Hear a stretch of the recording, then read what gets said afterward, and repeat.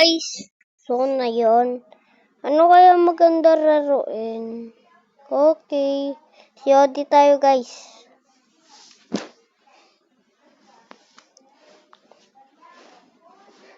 Wait lang guys. Pero na ako titinan.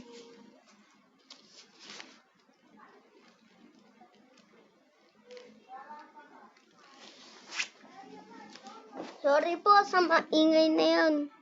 Ipapractice lang po yung ate ko mag-model. Isali pa niya ako